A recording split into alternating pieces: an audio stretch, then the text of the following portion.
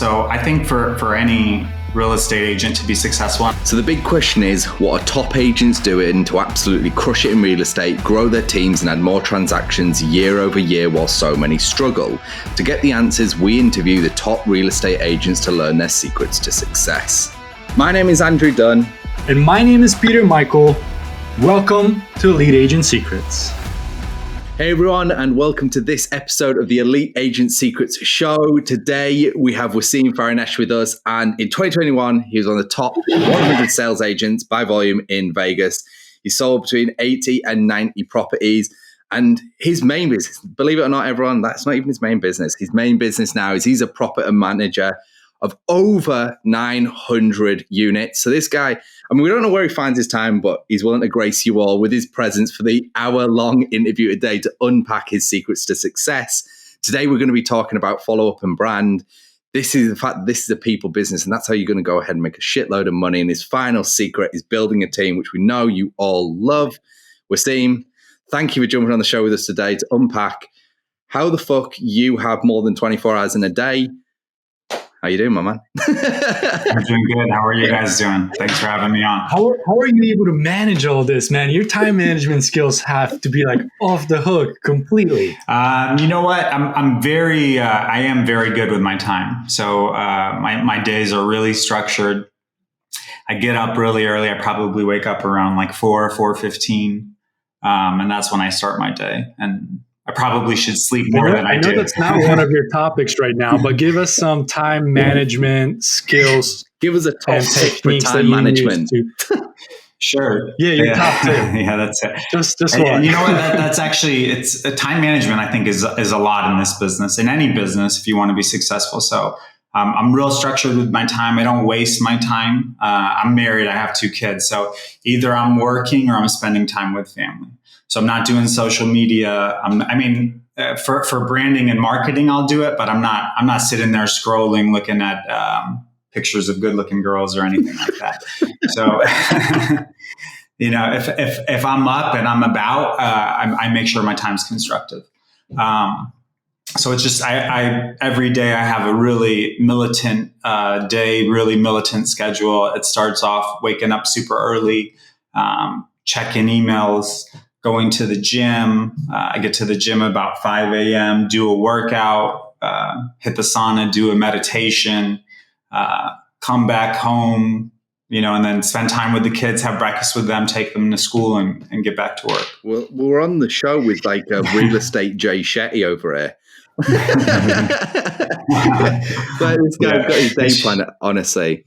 I'm somewhat envious, but I just know it doesn't work for me. Like I'm a list guy. Like I got to get this shit done in a day. I'll figure it out along the way. But the idea of like time blocking like that gives me like an aneurysm. I'm like, I can't do that. Sure. Like, yeah. Well, you know what? No, get rid of that. But yeah, just habits. It's habits. Do you have like an assistant or somebody that prepares your calendar maybe ahead of time? Do you prepare the day before?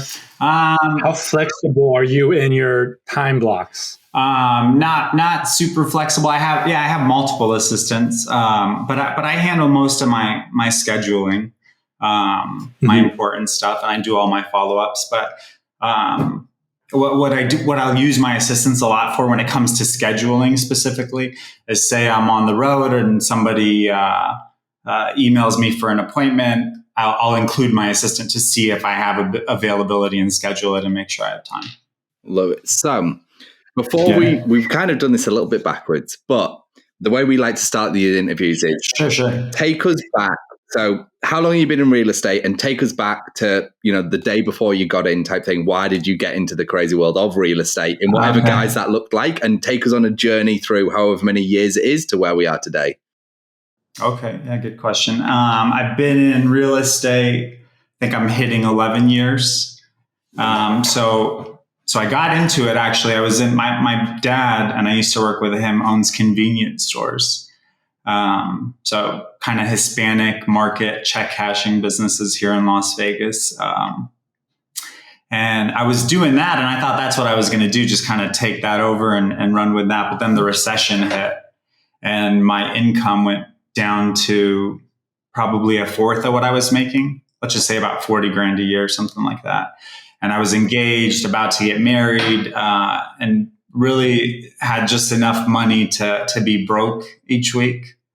And that's before I got married. So I was, it just hit me. I'm like, man, what am I going to do? Too much week at the end of the money. That's the problem. Yeah, too much week at the end of the money. I haven't heard that one before. So my dad actually is the one that mentioned it to me. He said, you know what, why didn't you get into real estate and specifically property management?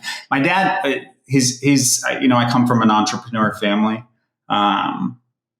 He always mentioned to me through the years, real estate, even though he didn't do real estate, but he never really defined what that meant. He always, now I understand it. It's more being, I don't like to call myself a real estate agent. I'm in the business of real estate. It's different. So you can be a real estate agent and just sell homes and make a commission, but I do it all. I flip, I invest, I do property management, I do sales. I'm in the business of real estate. So when somebody asks you, hey, what's your title? You don't say real estate agent, I'm assuming. I'll say real estate broker just because that's what people understand, I just say I own a real estate brokerage, but my focus is property management. So that's really where I focus the brand of the business. So yeah, he told me to get into it. He actually I've got really probably the best parents, but both my dad and my mom signed up for the classes with me with no intention on even ever doing anything with the license. So I went with my mom and my dad to real estate school and then got licensed and kind of took off from there. What were your first few years like then with regards, I know you said obviously your main business now is property management, but was it then? Or was it like, I'm going to go straight into selling homes, getting listings? Like take us through the fast forward through a few years, first couple of years, last couple of years. You know what? My first year in real estate, I think I made like 30 grand, something like that. It's like one home in Vegas, isn't it? No, back then the market, that was when kind of the recession happened. There was a lot of foreclosures, so you had to sell some home. I think first year I sold maybe 4 or 5 homes, no listings, only buyers. I didn't get one listing my first year. So that was my first year, and then at the same time, my first year I went and got a property management license, and then every year it kind of I want to say like doubled, What I did is I just found a brokerage, looked around, interviewed a few different brokerages to work at. And then I've always been pretty good about making friends. So I found somebody in an office, somebody that I knew was doing a little bit of volume. And then I said, hey, can I split this office with you? And I'll pay for half of it. And he said, sure. And then it was basically like I had a teacher right next to me that was already in the business for 10 years, a younger guy. And we're actually still business partners today. So I flip homes with him. Awesome. Yeah, it's pretty funny. We flip homes and together. Now he asks me for advice, though. But the student becomes the master. Exactly. The teacher and master. Yeah. That's it. You've done the whole flip. So your first year, what was your second year? Do you remember what it was like in your second and third? Like, when did it start to really pick up for you to go, okay, I figured this out? I know, obviously, you said you got your property management license pretty soon, and we're definitely going to touch on elements of getting clients for that as well, because I imagine there is a lot of similarities with regards. I know your second topic, which we'll dive into, in a little bit, which is about this is a people business, irrespective of what you're trying to sell, whether it's management or homes. Right. It's a friend's business too. I mean, to be a good, I think if you look at any top real estate agents, they all have a lot of friends. They're usually social. They're the type of person that goes into a place and knows a lot of people. Yeah. So it's a friend's business. But my second year, it probably wasn't much more, maybe 70 grand, something like that. So maybe it doubled a little bit. When did it really take off? Probably like my third or fourth year, it started getting more and more and more. And now it's pretty big. I was going to say, and then fast forward to 2021, and off air we were chatting, but I want all our listeners, you were like, I mainly do property management, but I sold a few homes, and we're like, how many? It's like 80 to 90, and I'm one of the top agents in the city still, but I mainly do property management. And we're like, well, everyone hates this guy in the area because this guy doesn't even say he sells homes anymore, and he's still one of the top agents in the city. Yeah. It's a little bit of luck too. I mean, it's a little bit of luck, but the sales is, it's because I do the property management. A lot of my sales is, and this is not a knock on real estate agents that just sell properties, but I've never been interested in, or I say to a lot of people, if you're trying to find your dream home, I'm not really the right guy to call, right? If you're trying to find an investment property, then you call me. And that actually helped me with the property management. So right when I got in, I've always been interested in the investment side of real estate in terms of buying properties and renting them out. So I was doing pretty good at selling homes like that, saying, hey, this is an undervalued property and it can get good rent and there's a good return on it. It just makes sense. The numbers make sense. And I would even put it on an Excel spreadsheet for people to see. And, you've got extra money and this is a good home to buy. It will keep generating income. Yeah. So when I did that and I would sell my clients homes like that, naturally they needed a property manager. So it kind of stayed with me. They said, hey, you did a great job on this. We see your work ethic. Can you manage it also? So a lot of that with the property management, that's kind of why I sell so many homes, is because I'm managing properties for investors. The properties have to perform. The properties do perform. And then they reach back out and say, hey, find me more properties that can do this. So the big question I've got for you is, when are you setting up a mortgage company? A mortgage company, nah. Well, and a title company. So we've actually spoken with a bunch of different agents, and they're like, we've got this big real estate team. Yeah. And they're like, so now I'm setting up the lending side and the title side, because they're like, I want I want Peter to walk in, all the money, and then I just close them on everything. So with that being said, I want to dive into your first topic, which kind of to do with the follow-up and also the building of the brand and your own business there. So why is your first secret to success the follow-up and the building of the brand? And that ties into a lot with CRMs, right? So I think for any real estate agent to be successful, and I do get a lot of agents that call me that are new. I don't take any agents on in my brokerage, but they'll ask me advice. Hey, Wasim, how should I start, or where should I go, or what kind of brokerage should I get? And I always tell them the first thing you should do is get a good CRM, right? And there's so many different brands out there. I use one. It's called Top Producer. I don't even think it's probably not the best. It works because I do property management. So I had to find a CRM that does a little bit of sales stuff and a little bit of property management stuff. It's quite complicated, isn't it? It can't do a lot of custom stuff in it, but it's quite in depth. Like I'm pretty sure I looked at it and I was like, shit, this is quite involved. Top Producer, yeah.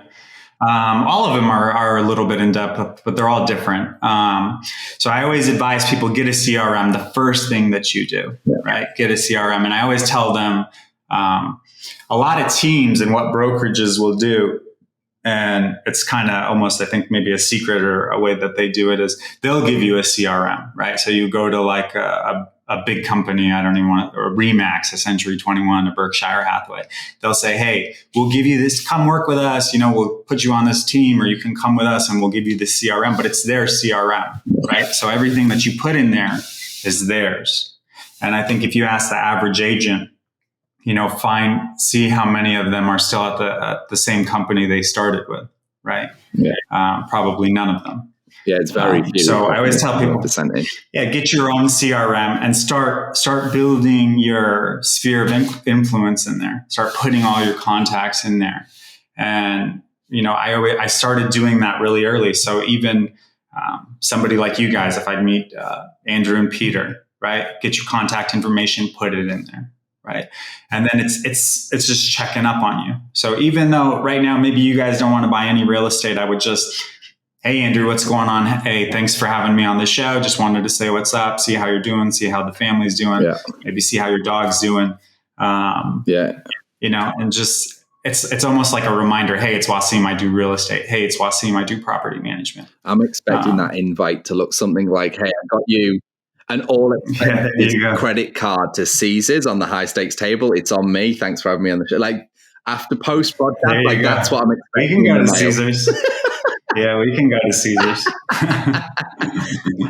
So since we're on a topic of follow up, do you have like specific sequences or drips or communication depending on where somebody's at, how you meet them, what the source of the lead was?